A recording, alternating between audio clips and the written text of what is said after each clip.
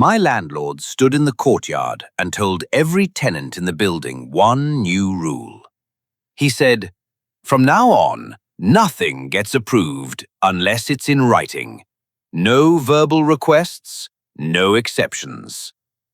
He had no idea that rule would be the thing that got him fined by the city. Here's exactly how everything in writing turned into evidence against him. My name's Marcus. I've lived in the same 22-unit apartment complex for almost 3 years. Our old landlord, Mrs. Henry, was about as easygoing as they come. A quick text about a leaky faucet, and she'd have someone out that week.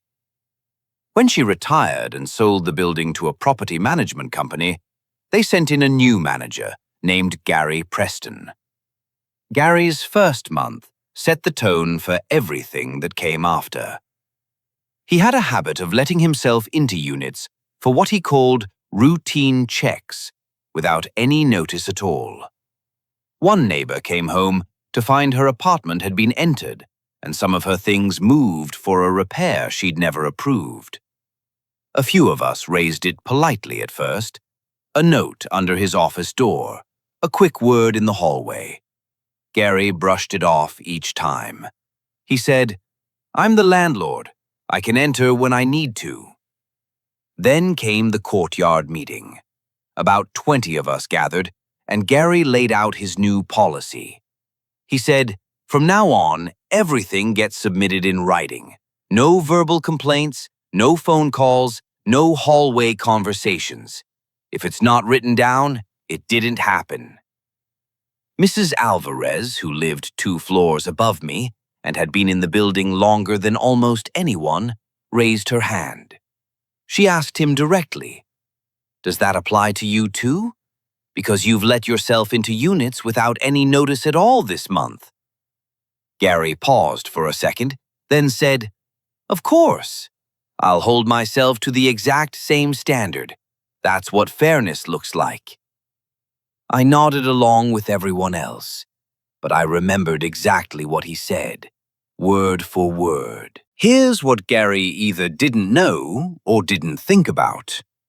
Our lease, the same one his own management company had drafted years earlier, already required 24 hours written notice before entering any unit for non-emergency reasons, and a full 30 days written notice for any rent increase or policy change. Nobody had ever held Mrs. Henry to that because she never gave anyone a reason to.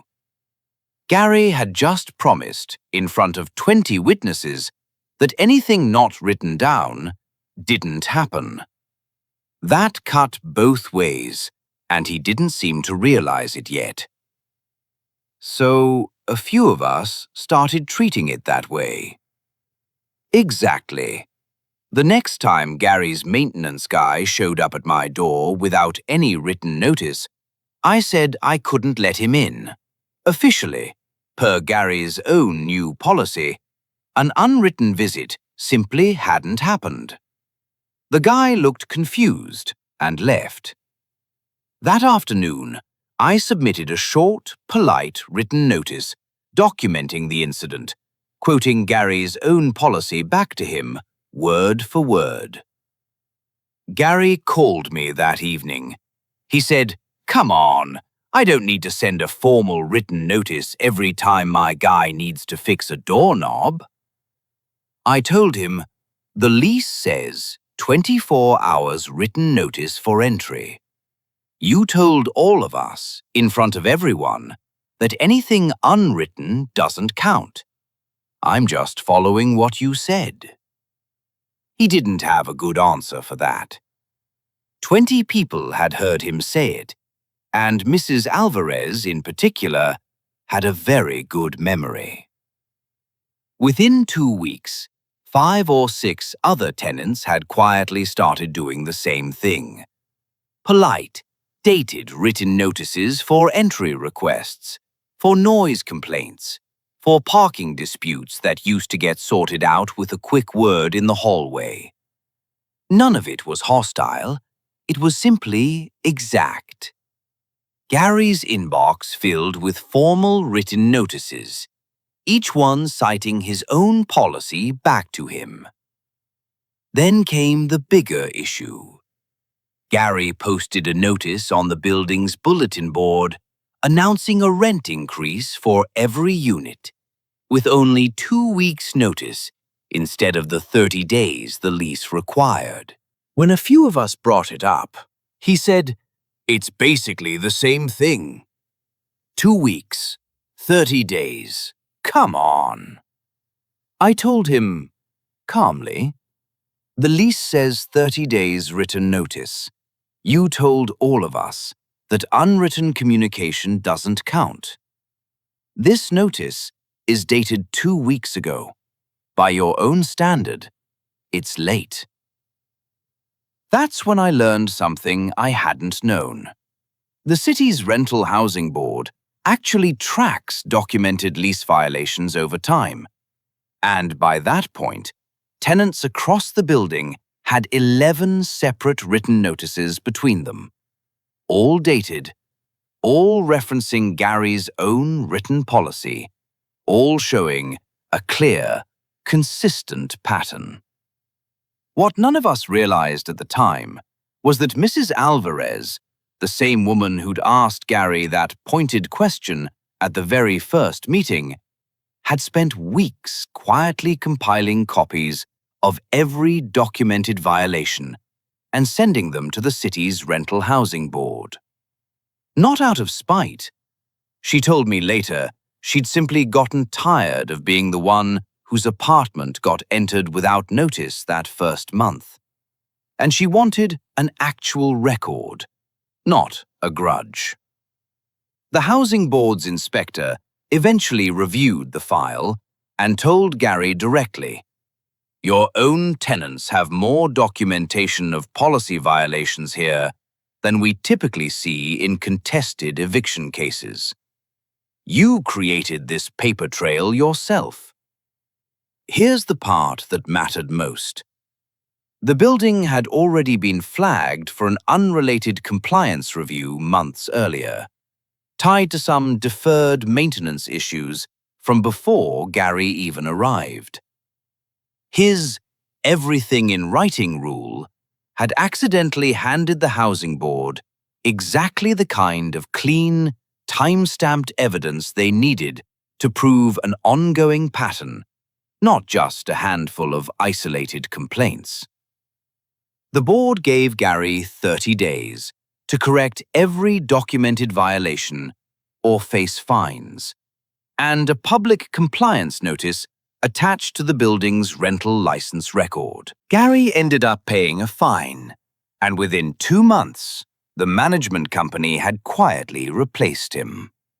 The new manager's very first act was reissuing the same written notice policy and actually following it herself, starting with sending Mrs. Alvarez a written apology for the entry incident from Gary's first month. One of my neighbors laughed and said, "I basically got the landlord fined by doing exactly what he asked." I told her, "I didn't get him fined. I followed his rule." Exactly. Everything in writing. That's all it ever was. A few of us still keep everything in writing now. Honestly, even with the new manager. Old habits. It turns out, documentation isn't just a defense. Sometimes, if you wait long enough, it's the whole case. Here's what I took from it. If you're going to demand everyone else prove everything on paper, you'd better make sure your own paper trail can survive that same scrutiny. Gary never checked that. We just made sure, politely and patiently, that he had to. If you've ever had a landlord like Gary, tell me in the comments. I read every single one. And if you want more stories like this, there's plenty more where this came from. If you've got your own story like this one, something ridiculous that happened at work, with a landlord, or anywhere else where someone demanded the rules be followed exactly and it came back on them, I want to hear it. Send it to us, and we might turn your story into a video right here on this channel. Our email is rulesbackfired@gmail.com. I'll be reading through every submission myself, so if your story's as good as I think it might be, keep an eye on this channel. It could be next.